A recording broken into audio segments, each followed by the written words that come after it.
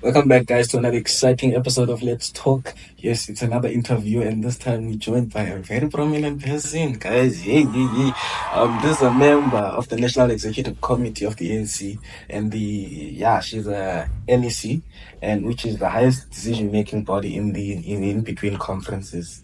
And her name is Ronalda Nalumango. Ronalda Nalumango.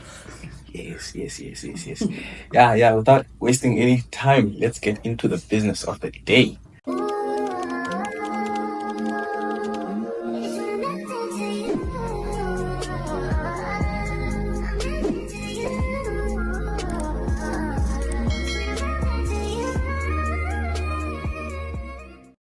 So first of all, welcome. Let's talk, and thanks for allowing us to be in your house. Okay, good afternoon. Yes. On yourself. So tell us about yourself. Okay, I'm Ronalda. I am groomed. Can we say groomed? In the African National Congress, because I grew up in an ANC home, and I joined the ANC Youth League at the age of 16. And from there, I've served in every structure of the ANC Youth League until the National Executive Committee of the ANC Youth League. And then I've also joined the ANC. I've joined the Women's League. I served in the provincial structure of the Women's League in the province. I served as a chairperson and the deputy chairperson of my region, which is the second biggest region in the Western Cape province. And then before going to the National Executive Committee of the ANC, I was the provincial coordinator, which means the provincial secretary of the ANC in the Western Cape. Wow. The next question was for you to highlight some highlights in your political career, but you already done it. So you mentioned that you grew up in a ANC home. Yes. Was that the reason why you ended up joining the ANC? Basically, there were also, I think, some events that sort of formed how I joined politics. So with the rationalization of schools, and when we as black kids were allowed to go to these Model C schools, we went there, but then of course, the attitudes at that time of people were not really democratic at the time, because we have not experienced democracy yet, but the schools was open for us to integrate with white children and white teachers, etc. And so I think there was a lot of experiences there that made me just direct interaction, with those that have benefited previously in apartheid, that really sort of formed my thinking and my thought processes in terms of that. But as I said, I come from a home. My mom is a trade unionist. She's a veteran in the organization. And of course, when you interact in your home, you have a lot of conversations around politics and around what shapes us. And when I was then exposed to, 93, 92, 93 to a white school, as you can see already, 94 was dawn of democracy. So already then, your thought process gets shaped. I loved history, and subsequently I also went and studied political sciences at Stellenbosch University. Yeah, so I have been in that line, school of thought, and then of course shaped by those that have walked before me, like my mom and even my entire family. They all are in the ANC. And by the way, they are all colored people, right? But they love the African National Congress. Okay. Wow. So now, all things manifesto. So what has the ANC achieved since the inception of democracy 30 years ago? Wow. I was just saying the schools was opened. Oh, yeah. The schools was open to us. Okay. I think I'm a 2000s like yourselves. I'm a bit older. Yes. I'm a bit older. But during this time of the democracy, I also benefited from, my mother was working in the retail industry. She was a trade unionist in the retail industry. And so, at that time, the salaries could not afford my tertiary education. So I got a bursary through government that it is called TEFSA. Now it's called NSFAS, but those days it was called TEFSA. So I benefited from such a bursary where I stayed and myself, I'm a real, as the president called Tinswalo. I lived in a corrugated iron house. It's a beautiful English name for a chochombeni, basically. I lived in a chochombeni. I grew up in a chochombeni, even though I had that exposure to the, the white school. But I went there because I was a brilliant athlete. And they also subsidized my studies at that school because, but all I needed to do was to run, basically. But so I grew up in that environment, and I must say today, through education and how the ANC government has assisted, we could then afford to build my mama house, which we did acquire for my mom in 2004, after all of us have graduated as children, as well as my community we used to have mud roads, and we had red mud roads. And we now have pavements, we have tarred roads, we have lights. Those years we had to rely on hearing someone's voice and knowing, okay, it's this and this person walking in the dark, and you could recognize the voice, even though we never had lights. And yeah, we had lights, and we used to get water from a pit. What you call a pit in Afrikaans? But those things, a borehole. Sorry, a borehole. Yeah. I remember we used to have like a long rope on this emerki, and you had to put it back a bucket. You had to put it in the bowl, like a well. And, like a well. And when the ANC came, we got water. We got some taps, running water. So there's a lot of things that, people take for granted. But, for us who grew up in that circumstances, we can't take the things for granted that we never had before and now we have it. We have access to it, yes. And we have access to so many things. We can speak our minds. We can say whatever we want. Previously, we never had those rights. The ANC gave us those rights. And even when you go to jobs now, you have the affirmative action policies, because right here on our doorstep we have an institution called Stellenbosch Municipality. If you looked at the senior management, it was all white. Middle management was all white. But through the ANC government that came with its policies, now you'll find that there are black people, and when I'm saying black, I'm including Indian and colored.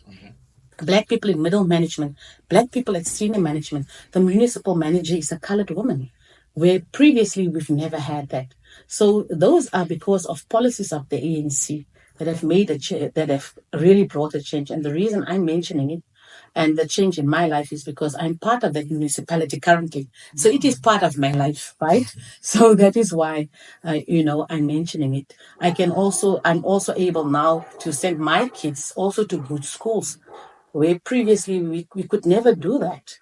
We were bound to our mud schools where we were, or our farm schools, because my area where I'm coming from is Calmo. It's surrounded by farms areas. And, it's just, I think recently that we built a new school for us. And by the way, our primary school there is just as old as the ANC.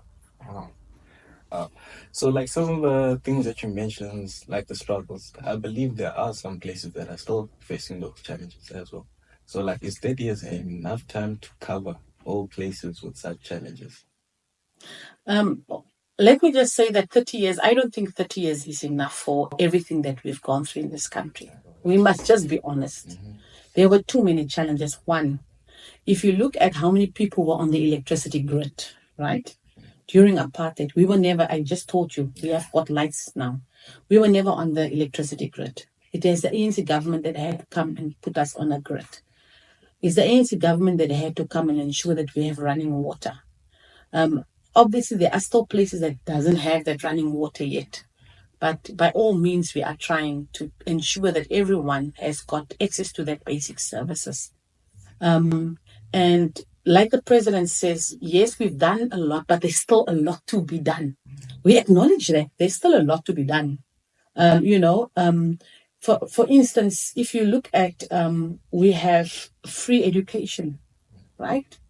And our children are having access to this free education. But if you look at the dropout rate, of how many kids start grade R, for instance, and how many finish matric. There's a huge disparity. Yes.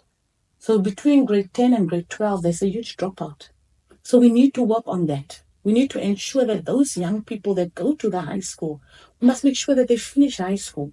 It's because, you see, it's only through it's for us, for me, myself, and that was my experience, through, changing like we call the deprivation gap. You educate one person in a family, you change that whole family situation. And that is why we need to ensure that those young people need to go and educate themselves. There is still a lot that needs to be done. But 30 years, of course, was never enough. I mean, we faced over 300 years of colonialism, and we think it's enough to undo colonialism of over 300 years in 30 years. It can never be. So, like you mentioned, that there's a lot to be done. So, like, what are some of the things that you as the ANC plan to achieve, and what are the things that you do differently should you come back into government? I think what President have spoken about is like, I know there's 6 priorities, and I'm not going to mention them like in the sequence that you've mentioned them. That I feel that I'm just going to mention them. Job creation is one of them, of course, because that is one of our biggest challenges that we're sitting with currently. With young people, that they finish high school, and some of them finish colleges or universities, etc. They finish their tertiary, and then, they find it very difficult to find a placement in a job. So I think those are one of the things that we are looking at as the ANC, to ensure that we are going to create jobs, and the other issue is that also the cost of living. We know the cost of living. We always complain about the petrol price is so high and the food price is so high. So we're also going to work on the cost of living, because at the end of the day, if, say for instance, as the government, we are giving you 350 grant. But if we give you a 350 grant, and the bread itself, one bread is already nearly costing you 30 rand, just ask yourself how many breads for the month you will be able to afford with a 350 grant. So we need to ensure that, the cost of that people are able to live from the what they are able to get, even as a grant from the government. We need to look at that one. And there's one of our things that we've said. I think it's been a standard all these years, that we also need to look at the infrastructure. The infrastructure could be under the service delivery, under the priorities, but the infrastructure is also very important. We've seen that, in some of our communities, we still need to ensure that we build more schools. We need to build more universities. What we have seen is that, and I'm using local examples because this is my province that I reside in. We've seen that how many students have come from outside to come and study at our universities, and there's not enough infrastructure. There's not enough even residences for our accommodation for our children. So we need to ensure that we need to ensure that we build those kind of infrastructures. We also need, proper roads. In some of our townships, we don't have proper roads still, or proper, ablutions facilities, etc. We need to work on that. And in some areas, I saw this morning, I'm one of those ones that are on TikTok, right? I've got a big following on TikTok. So on TikTok, I've seen this video that I posted where, some areas, they get heavy rains, and then there's like no bridges for them to cross. And I think what President is currently doing, right? All of those issues of the infrastructure, he's now also taken them. He's gone into some of the municipalities. There's been a where he's gone in direct investment, basically, where he says, this is what it's coming from us. This is how we are going to assist you in terms of this infrastructure. In my province where I'm deployed, we had a direct investment of for 1 billion rand for 4,500 houses. So this is what President is going to come and do. And he's going to say, this municipality, I can see this is what you need. And then the team will come in and they will try and do the infrastructure there. So I think that would be also, it will, for the future purposes, it will really assist us. But we must also educate our communities and speak to our communities, because we can build the infrastructure. It costs money, and then when the community is angry for some reason or other, it's not even with the government, it's just any reason, and then we go and vandalize and we go and burn our own infrastructure, but we are forgetting that tomorrow we need that same infrastructure. So yeah. There's also let me just see. Oh, we've said we need to build a better Africa and world. That was also one of our January 8th priorities. We need to build a better Africa and world. And we see that, the role that South Africa's play in the Free Palestine solidarity movement, as well as the role of what we have played in terms of going to Russia and for Ukraine, and to say, no, you need to take hands, trying to establish peace, in even with Palestine and Israel, trying to establish peace even with Russia and Ukraine, and then in a better Africa, South Africa had the presidential seat or the chairperson seat of the AU. Of course, we've given it off now, but we had that role that we played. And when we went to Russia and Ukraine, you could see that it was not just our president; there were also other African presidents and representatives. And so we as South Africa, we are trying to play that role. I think others are very negative in how they view things, because they say we have our own problems in us. Why are we focusing on Palestine? Why are we focusing on Russia? Why are we focusing on that? But what we are forgetting is that, we are also a member of BRICS, and Russia is also a member of BRICS. And, there is some investments coming from BRICS into our country, which are also assisting us with our economy. And I forgot about the industrialization, but I can see you want to ask another question. Yes. Because we said we also want to focus on the industrial. Yeah. So on the Western Cape, what is the NC's view on the Cape independence?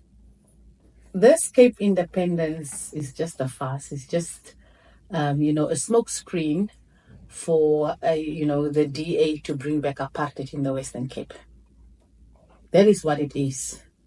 Remember, there's a powers bill that is currently going around, and I don't think they expected communities to stand up the way communities were standing up, in terms of saying no to the powers bill, because the powers bill means that they, what we call the delegation of powers, they want to usurp the powers from national government to themselves, which means they want to run their own railway systems, they want to run their own ports, they want to run their own police, they want to have their own police force, etc.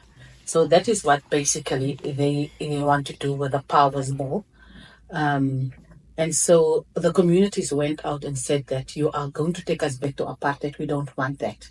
So that was the words from some of the people in these community meetings, where the DA held them, or the public hearings, as we call them. I call them community meetings, but they're called public hearings. And so the last public hearing, the DA decided to do it online. Now, which poor person is going to have enough data to go online? If you're saying this is a public process, then it should be a public process for all. Yes. Whether you are poor, whether you are rich, whether you are middle class, whether you are what, it should be a process for all. And so they wanted to do it online, and then you have to apply know-how to go online. I don't know what kind of a process that one is, because they've seen that in every public hearing, people showed up and said, no, you are not taking us back to apartheid. Okay. So do you have hopes that the ANC will ever lead the Western Cape ever again? Why do you think that the DA want the powers bill and want to usurp powers from national? Because they know they are losing power in the Western Cape. They are losing power. In 2021 local government elections, because I was the provincial elections coordinator of the ANC in the Western Cape, out of the 24 municipalities, the DA lost control in 17 municipalities. So they are under 50% in 17 municipalities, and how then in some of them they maintain power is through coalitions. So they never won outright in 17 municipalities here in the Western Cape. So it means, and those are 17 municipalities in 2016 that they were running outright. 2021, they were under 50%. And I had to go and look for people that, they can have coalitions with to run those municipalities. So they've already seen that, they are slowly, they are losing power. Hence, they come with this powers ball to try and usurp power from national and want to become a country on their own. God forbid that. Okay. So Rule 3.4 of the ANC Constitution states, the ANC shall, in its composition and functioning, be democratic, non-racial and non-sexist, and combat any form of racial, tribalistic, or ethnic exclusivism or chauvinism. However, we see less of colored people in the leadership structure of the ANC. How does the party plan to practically address this, more especially in the Western Cape?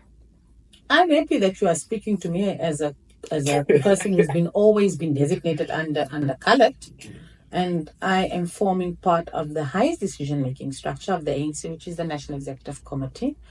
And I'm not the only one that is a colored person in the National Executive Committee. We do have representation from all races there. We have Indian people in the National Executive Committee. We have white people in the National Executive Committee.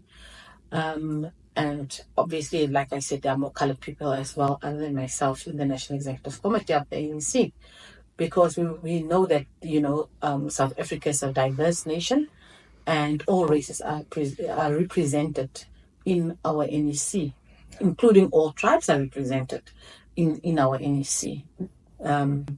In the Western Cape, being in the Western Cape, of course, because we have a provincial majority here, which is colored.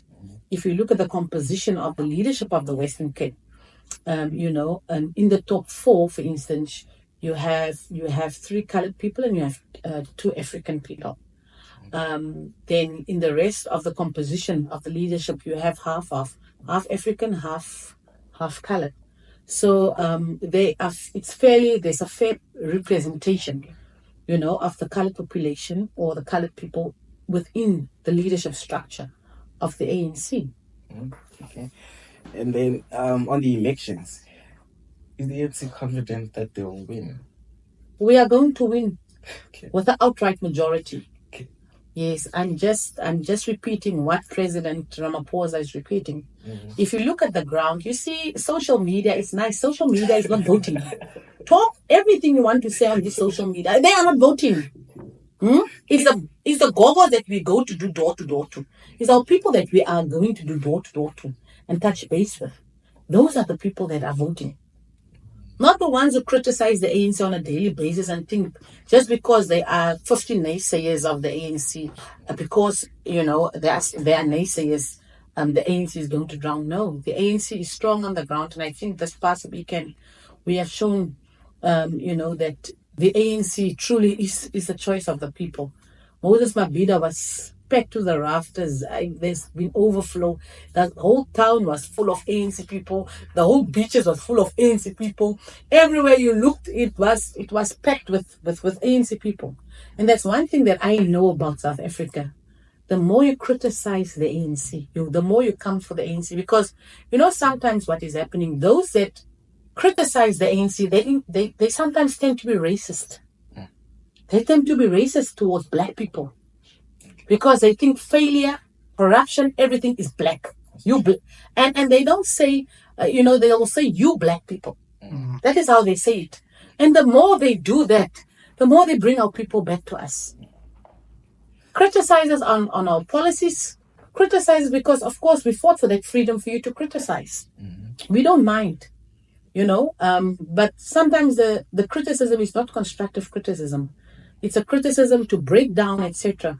But no one comes up with a plan to say that where you have done this is what we would have done to make it better.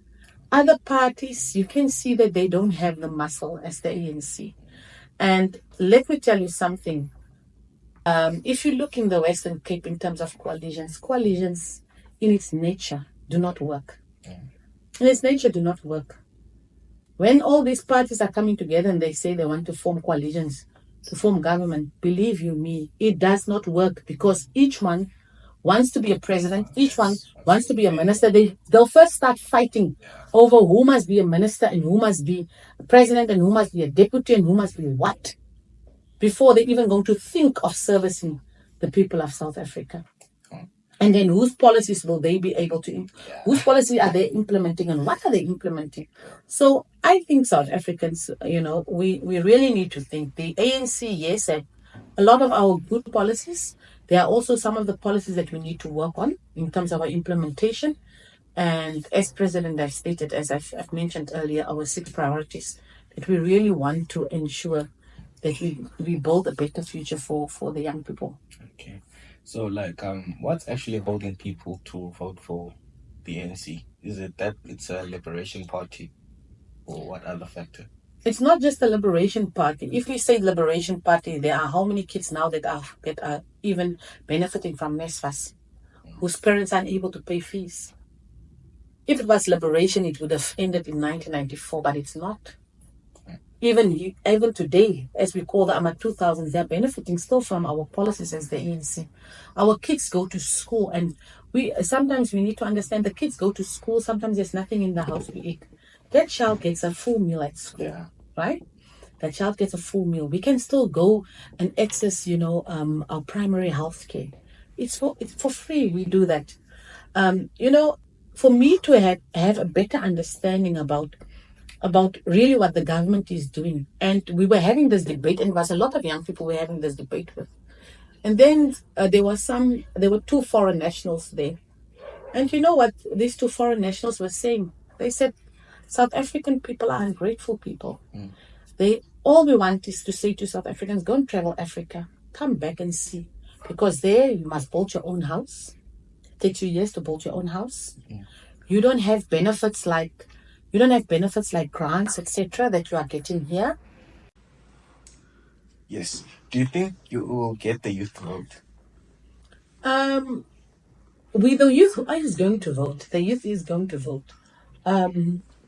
We are fortunate enough to sit with the local elections team coordinator, who happens to be still Youth League, by the way. And we've done a lot of registration of young people, of first-time voters as well. So we have done that. Sorry. We have registered a lot of young people, and I think a lot of young people is going to vote. Okay. So, how do you encourage the people of South Africa to go out and vote? This is in light of the ever decreasing voter turnout over the years. Sorry. You see, I've spoken far more than what I was supposed to speak. Now the coughing is coming. We just want to say to everyone that, it's your democratic right. You need to exercise it. You need to go out and vote for the party of your choice. But of course, I'm biased towards the African National Congress. So if you are a registered voter, please support the African National Congress, who of course have been looking after South Africans for the past 30 years, and who will continue to look after South Africans. I know we are the party with the best policies. The policies of the ANC are second to none. I don't think there's any other party that has the same policies, as the ANC. And I think where we need to, tweak a bit of the policies, I think President have come and said, this is how we are going to do it, and this is what we will focus on. And I think, the intention is there to make it better for all of us, and especially also for the young people, and especially with a focus on job creation for the youth as well, as ensuring that we have an educated youth populace. But when we are saying to the South Africans, go and cast your vote to the ANC is still, the leader of society and the best party to vote for in South Africa currently. We are not wishy-washy like all the other parties. They criticize the ANC every day without telling you what they are going to do for you. They just tell you how the ANC is not doing what the ANC set out, the ANC is going to do. But they don't have an alternative. They don't tell you what their policies are saying. They don't advocate for their policies, and they don't advocate for what they have done wherever they are leading. And some of them have not even led, they don't have experience. So it's very dangerous when someone doesn't have experience, because whether we like it or not, as Black people, when we took over this government, of course, there's a time, even with councillors, and Councillor Thomas will tell you, there's a time when you learn things first. You learn how the operations of government works. You learn the policies. You learn all those things. And now after you've mastered that, now you are able to start implementing things. These new people that want to come in, they are first going to take 10 years to learn how things are supposed to be done before they are going to come and do anything for us. And then the next election, they will tell you, no, please continue to vote for us. Please continue. No, the ANC is still the best. Okay. The best party to vote for. My friend here likes to say, why get rid of the thief that you know than to get another thief? Hi, man. It's not the thief, man. Hi, boy. How can your friend say that? The English saying is better the devil you know than the devil you know. That's the English saying. Now you say the thief that you know than the devil you know. No. Just tell your friend. Just tell your friend that we all know the ANC and we all know the weaknesses. And I think the ANC is the only party that admits to its weaknesses. Because we are human beings. All of us, as we are sitting here, we have weaknesses. And others are just telling you how good they are. The DA tells you how good they are. But if you heard, when the minister of local government, Comrade Tembi, when she spoke on what is happening in Tswane under the DA watch and how many billions they've received there and what they're not doing with the money, I mean, it's laughable, So I'm saying, instead of forever criticizing the ANC, come up with your own plan on how you are going to try and take South Africa forward. And, we have been here under DA rule. The DA only works for a certain segment of the population. The DA doesn't work for us. Going to Kaimandi is the DA working for us. Go to Guguletu, Nyanga, Langas, Kailicha. The DA is not working for us. But if you come into this place where I'm staying, but this is an old colored community where I'm staying in Jamestown. The places are far different. You can see it's clean. It has sidewalks. But going to our township areas, there's no sidewalks. There's no nothing. So there's a difference in how they treat the different segments of society under the DA watch. And then it's the DA that wants to advocate for a moon pact with other smaller parties, just so that they can be in power. And you ask yourself, how, when they get power back, are they going to treat our people? Yeah. So your final message? My final message to everyone is that, the ANC is still the party of the majority of our people. It is still the best choice for our people. Myself, as a person from a minority group, it is still the best choice for all of us. I'm saying, when it comes to our economic circumstances, there's no difference between all of us. All of us stand in the same SASA queue. So the ANC is still the party that looks and takes care of the poorest of the poor. It takes care of the middle class, because we are the ones who created the middle class. When you give free education, etc., you create a middle class.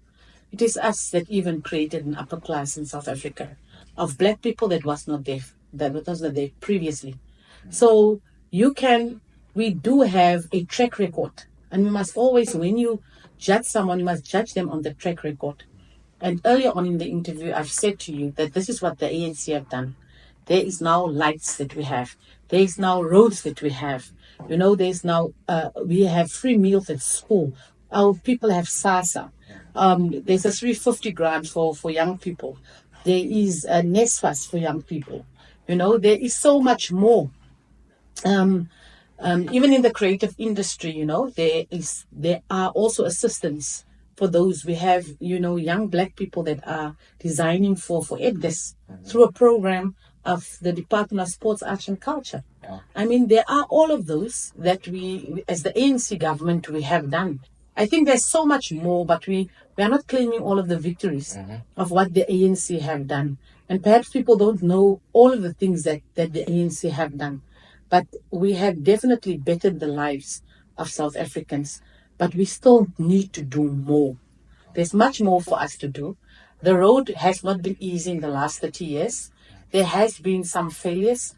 But as the ANC, we humble ourselves and say and acknowledge that there were some failures, but through those failures, how are we going to make it better? We're always focusing on how do we make things better for South Africa. And born in activism, so we will continue to do more for South Africa. Thank you. And well, there you have it, guys. Thank you for watching till the end. You know what you must do. Please hit that like button, subscribe, notification bell, and comment. Thank you.